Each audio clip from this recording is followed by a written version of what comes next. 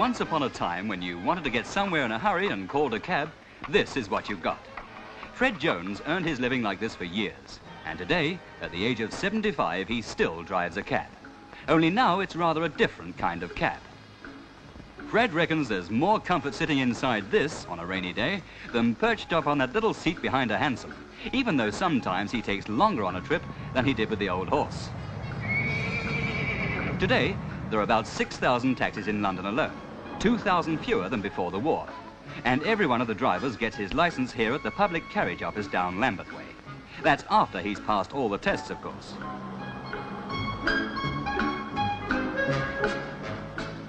Some taxi drivers who are ex-servicemen get their training at the British Legion School. There are usually about 100 of them there at a time, and the course takes a year.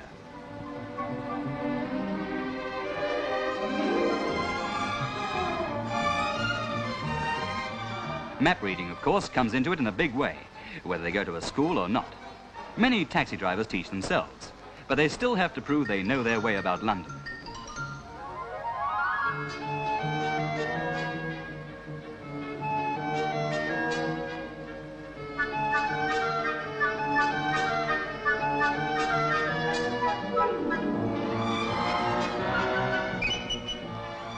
Ever wondered how a taxi learns to turn on a penny?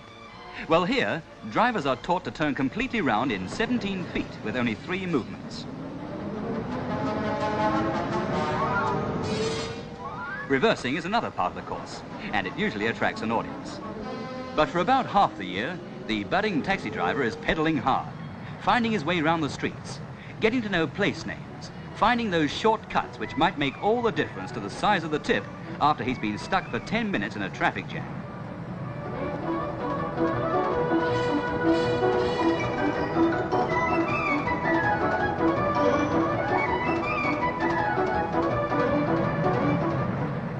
"32-year-old Sidney Howard knows most of the shortcuts by now.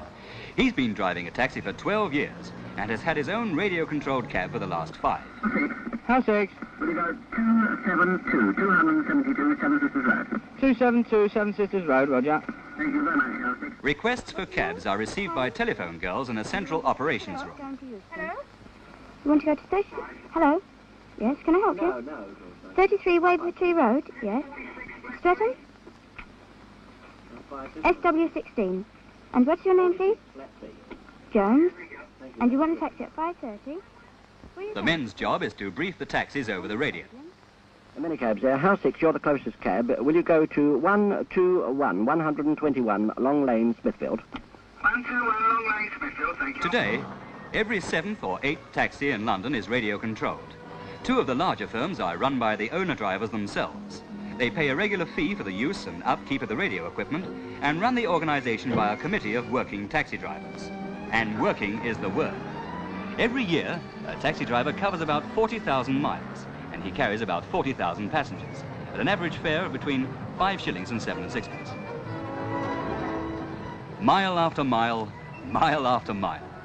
Getting to know street names, getting to know hotels, getting to know hospitals, getting to know landmarks, getting to know one-way streets. And then he'll be lucky if he manages to pass his street test in 8 months. Some never do it. And when he's passed that, he's still to face the special taxi driving test.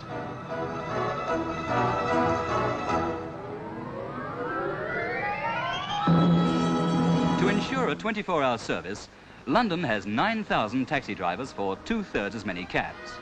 But only about 1/3 of them are owner drivers.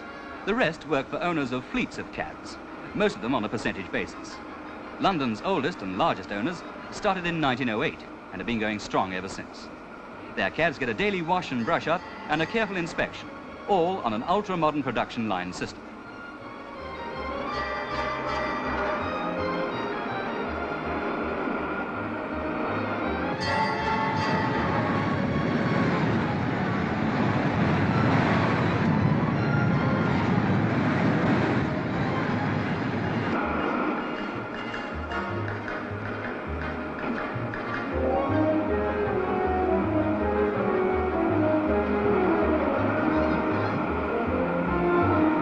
A big staff works around the clock to maintain the cabs in good working order. Each taxi has to be relicensed once a year, though the driver's license lasts for 3. And before this, every taxi is given a complete facelift. It gets an engine overhaul,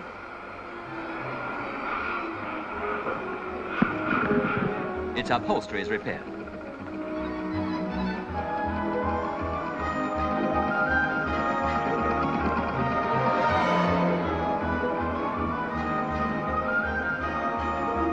And its bodywork is spruced up. Ever notice that most London taxis are black? That's to make respraying and touching up easier. Fred never had it so good when he drove his hansom. This firm has a welfare section, a sports club, a snack bar, and even sends its drivers home by coach if they miss their last bus or train. Mile after mile, mile after mile. And when a driver feels like a cuppa, there's always the cabman's shelter, with a bit of company before he goes out on the road again.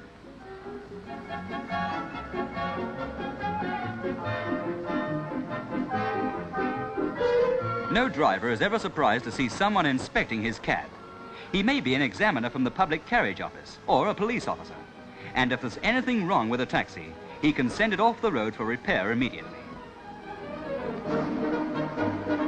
Ever phoned a rank for a taxi? Here's someone who was lucky. When you think of a taxi meter, you think of that for hire flag. But modern meters don't have flags anymore. They have a lever or a press button instead. Well, that's certainly less effort for the driver. One big taxi meter factory is in Middlesex, and they send meters all over the world. The figure drums to record the fare are made first. Next comes the switch panel for the lighting control of the meter. The chassis is assembled, and all sorts of other parts. And finally, they're all set for a lot of testing before they're ready to tick up the miles and the shillings. Their testing period isn't over when they leave the factory. Next, they go to the National Physical Laboratories, who test them for the Metropolitan Police, usually for about 6 weeks. Meters in use also go back there for an annual test, but they stay only 24 hours. And then, just to make thoroughly sure, the meter is put on its taxi and given a road test by an officer of one of the 4 passing stations in London. If he's satisfied, the meter is sealed and stays sealed for another year, or until it goes wrong.